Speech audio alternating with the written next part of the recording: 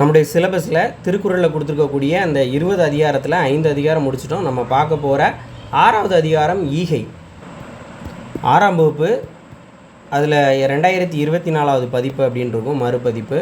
அதில் 209வது பக்கம். அதில் இந்த ஈகை அப்படிங்கிறது கொடுத்துருப்பாங்க. ஈகைங்கிற அதிகாரம் புக் பேக்கில், புக்கு உள்ளே கிடையாது, இது புக் பின்னாடி இருக்கக்கூடிய அதிகாரம்.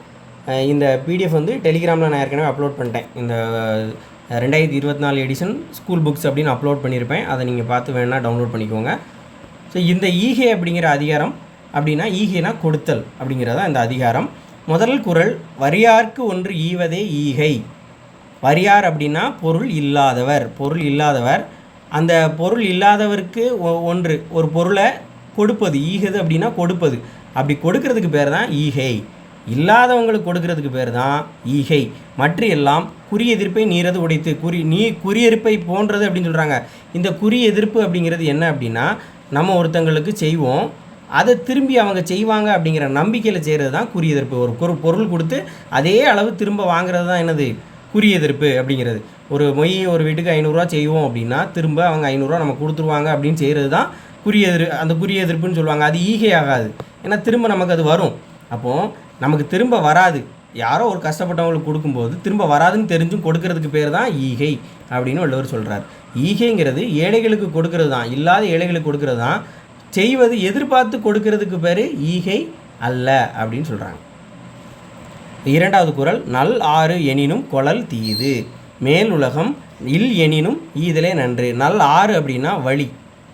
அப்போ நல்ல வழி, நல்ல ஒரு வழி கிடைக்கும் அப்படிங்கிறதுக்காக கொளல், பெற்றுக்கொள்ளுதல், அடுத்தவங்ககிட்ட இறந்து வாங்கிறது அப்படிங்கிறது தீமையானது. நமக்கு நல்ல விஷயத்துக்காக நமக்கு தேவைப்படுறதுனால பொருள் வாங்கிறது, இன்னொருத்தங்கிட்ட போய் இறந்து போய் நிற்கிறது வந்து தீமையான செயல். ஆனால் மேலுலகம் இல், இந்த மேலுலகமே நமக்கு கிடைக்காது எனினும் ஈதலே நன்று. ஈதல் சிறந்தது அப்படின்னு சொல்கிறாரு. அதாவது நமக்கு இந்த ஒரு பொருளை கொடுக்கறதுனால நமக்கு மேலுலகம் இல்லாமல் போயிடும். அதாவது ஈதல்னால இந்த மேலுலகம் இல்லாமல் போயிடும் அப்படின்னு சொன்னால் கூட ஈதல்ங்கிறது சிறப்பானது தான்.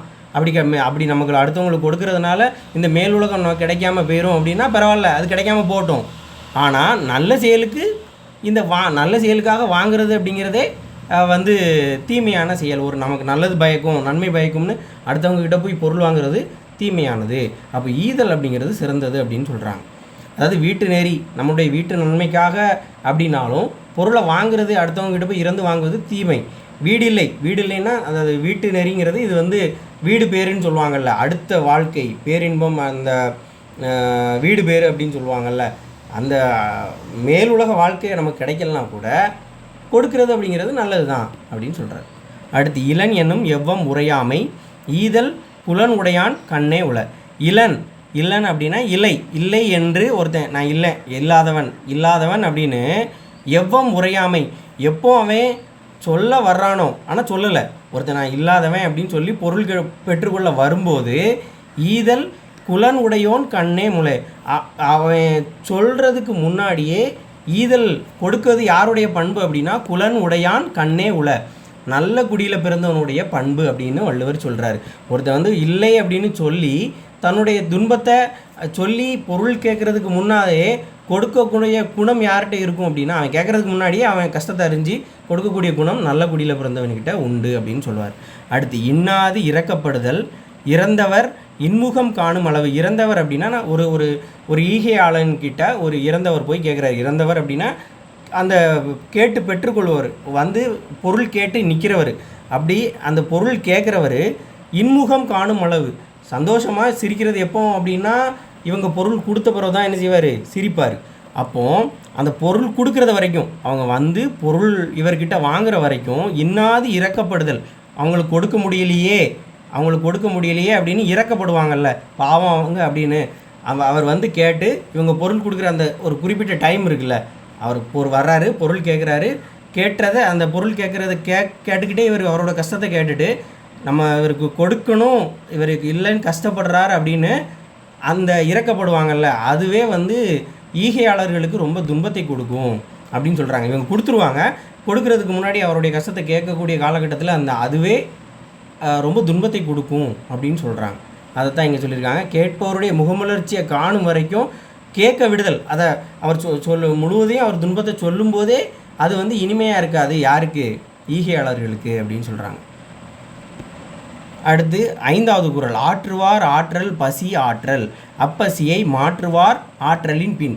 ஆற்றுவார் ஆற்றல், ஆற்றல் அப்படின்னா திறமை. இங்கே ஆற்றல், பசி ஆற்றல் அப்படிங்கிறது பசியை ஆற்றக்கூடிய திறமை படைத்தவங்க யார்? அது ஒரு ரொம்ப திறமையான விஷயம். பசியை பொறுத்து கொள்வது, பசியை ஆற்றுவது அப்படிங்கிறது ரொம்ப ஒரு பெரிய திறமை. அது வந்து பெரிய முனிவர்கள்ட்ட தான் இருக்கும். உண்ணாமல் தவம் இருக்கக்கூடிய திறமை வந்து பெரிய முனிவர்கள்ட்ட தான் இருக்கும். அப்படிப்பட்ட அந்த பசியை மாற்றுவார் ஆற்றலின் பின், அடுத்தவங்களுடைய பசியை மாற்றக்கூடிய ஒரு பண்புடைந்தவங்களுடைய ஆற்றலுக்கு பின்னாடி தான். அதாவது தவம் இருந்து அந்த பசியை தாங்கிக்கிறக்கூடிய அந்த திறமை, அப்படி ஆற்றல்ங்கிறது ரொம்ப பெரிய ஆற்றல். ஆனால் அந்த ஆற்றல் எதுக்கு பின்னாடி தான்? அடுத்தவங்களுடைய பசியை தீர்க்கிறதுக்கு பின்னாடி தான். ஒருத்தன் வந்து அடுத்தவங்களுடைய பசியை தீர்க்கிறான், அவனுக்கு அடுத்து தான் அந்த பசியை தாங்கி கொள்ளக்கூடிய முனிவர்களுடைய திறமையே அதுக்கு அடுத்து தான் அப்படின்னு வள்ளுவர் சொல்கிறார். அடுத்து அற்றார் அழிபசி தீத்தல் அக்தொருவன் பெற்றான் பொருள் வைப்புளி. வைப்புளி அப்படிங்கிறதுனா வைப்பு கூட்டல் புளி. புளி அப்படின்னா இடம், வைக்கக்கூடிய இடம், பொருளை சேமித்து வைக்கக்கூடிய இடம். அற்றார் ஒரு இல்லாதவருடைய, பொருள் அற்றவருடைய கொடுமையான ஒரு பசியை தீர்க்கிறது தான் ஒருவனுடைய அவன் பெற்ற செல்வங்கள், பெற்ற பொருளை எல்லாம் சேர்த்து வைக்கக்கூடிய இடம் எது அப்படின்னா இல்லாதவருடைய பசியை தீர்க்கிறது தான். ஒருத்தன் தனக்கு பொருள் சேர்த்து வைக்கக்கூடிய இடம் வேணும், ஒரு இடத்துல சேர்த்து வைக்கணும் அப்படின்னு நினச்சாம்னா அவன் என்ன செய்யணும் அப்படின்னா, இல்லாத ஏழைகளுக்கு பசி, அவங்க இல்லாத ஏழைகளுடைய பசியை தீர்த்தாம்னா அது அவனுக்காக சேர்த்து வைக்கக்கூடிய செல்வமாக, இந்த உலகத்தில் சேர்த்து வைக்கக்கூடிய செல்வமாக கருதப்படும் அப்படின்னு சொல்கிறார். அடுத்து பார்த்து உன் மறி ஈயவனை பசி என்னும் தீப்பினி தீண்டுதல் அரிது அப்படின்னு கொடுத்துருக்காங்க. பார்த்து அப்படிங்கிறது ஒரு பாதி, பகுதி அப்படிங்கிற பொருளில் வரும். அப்போ அந்த பகுத்து உண் அப்படிங்கிறது உணவினை பகுத்து உண்ணக்கூடிய ஒரு பழகியவன். இப்போ மறியவன் அப்படின்னா பழகியவன். அப்போது உணவினை பகுத்துண்டு, தான் மட்டும் சாப்பிடாம தன் கூட இருக்கக்கூடியவங்களுக்கு பகுத்து உண்டு உண்ணக்கூடிய பழக்கத்தை உடையவனை பசி அப்படிக்கூடிய தீய பிணி, தீ போன்ற கொடுமையான பிணினா நோய். அப்போ பசிங்கிற தீமையான நோய் தீண்டுதல், அவனை போய் தீண்டுதது அரிது அப்படின்னு சொல்கிறாங்க. அடுத்தவங்களுக்கு கொடுத்து சாப்பிட்றவனை பசி அப்படிங்கிற தீய நோய் வந்து ஒரு நாளும் அவனை தீண்டாது, அவன்கிட்டயே போகாது. பகுத்து உண்பவனுக்கு, அடுத்தவங்களுக்கு கொடுத்து உணவை உட்கொள்பவனுக்கு எந்த பசி எப்போதுமே அவனை அண்டாது அப்படின்னு சொல்கிறார். அடுத்து ஈத்துவக்கும் இன்பம் அறியார் கொல் தாம் உடைமை வைத்துளக்கும் வன்கணவர். அதாவது ஈத்து உவக்கும், ஈத்து அப்படின்னா ஈதல், கொடுத்து உவக்கும் அப்படின்னா மகிழ்ச்சி அடையும். அப்படி அடுத்தவங்களுக்கு கொடுக்கறதுனால மகிழ்ச்சி அடையக்கூடிய அந்த இன்பத்தை அறியார் கொல், அறியாதவர்கள் ஏனோ தாம் உடைமை வைத்து இழக்கும் வன்கணவர், தன்னுடைய உடைமையெல்லாம் சேர்த்து வச்சு இழக்கக்கூடிய எண்ணமுடையவர்கள், அந்த இன்பமுடையவர்கள் வந்து அந்த அடுத்தவங்களுக்கு கொடுக்கறதுனால கிடைக்கக்கூடிய இன்பத்தை பற்றி தெரியாமலே வாழ்க்கையில் இறந்து போயிடுறாங்க அப்படின்னு அவர் சொல்கிறார். பொருள் சேர்த்து வைக்கிறவனுக்கு, பொருளை சேர்த்து வைக்கிறவன் அந்த பொருளை ஒரு நாள் இழந்து போவான். ஆனால் அவங்க அடுத்தவங்களுக்கு கொடுக்கறதுனால வரக்கூடிய அந்த இன்பம் அவன் வாழ்க்கையில் அனுபவிச்சே பார்த்துருக்க மாட்டான் அப்படிங்கிறத வள்ளுவர் சொல்கிறாரு. அவனுக்கு அந்த இன்பம் தெரியாது, அடுத்தவங்களுக்கு கொடுக்கறதுனால வரக்கூடிய இன்பத்தை அவனுக்கு தெரியாது. அவன் சேர்த்து வச்சு அதை ஒரு காலத்தில் இழந்து தான் போவான் அடுத்தவங்களுக்கு கொடுக்காம அப்படின்னு சொல்கிறாரு. அடுத்து இரத்தலின் இன்னாது மன்ற நிரப்பிய தாமே தமியர் உணல். அதாவது இரத்தலின் இன்னாது மன்ற நிரப்பிய தாமே தமியர் உணல். அதாவது நிரப்பிய தாமே, நிறைந்த உணவை தானே தனித்து உண்றது. நிறையா உணவு இருக்குது, நிறையா பொருள் இருக்குது, அதை தானே அனுபவிச்சுக்கிறது அப்படிங்கிறது, தானே சாப்பிட்றது அப்படிங்கிறது, நல்ல ஒரு சுவையான உணவு வந்து தான் மட்டுமே திங்கிறது அப்படிங்கிறது. இரத்தல் அப்படின்னா அடுத்தவங்கக்கிட்ட போய் எனக்கு இந்த பொருள் வேணும், எனக்கு உணவு கொடு அப்படின்னு கேட்கக்கூடிய ஒரு கொடுமையான நிலை. அதை விட ரொம்ப ஒரு மோசமான நிலை அப்படின்னு வள்ளுவர் சொல்கிறார். அடுத்தவங்களுக்கு கொடுக்காம தானே திங்கிறது பிச்சை எடுக்கிறத விட ரொம்ப மோசமான விஷயம். பிச்சை எடுக்கிறத விட ரொம்ப அருவருப்பானது.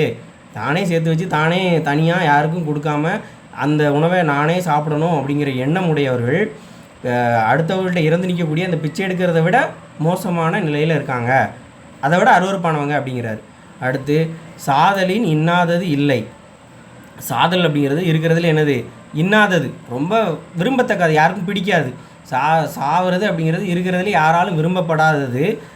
இல்லை, அது அப்படி விரும்பத்தகாத சாவே விரும்பக்கூடியதாக மாறும். இனிது இல்லை இனிது, அதுவும் ஈதல் ஈயா கடை, அடுத்தவங்களுக்கு கொடுக்க முடியாத ஒரு கடை எளிய நிலையில் வரும்போது அந்த சாவே விரும்பத்தகாத சாவும் விரும்பக்கூடியதாக மாறிடும்.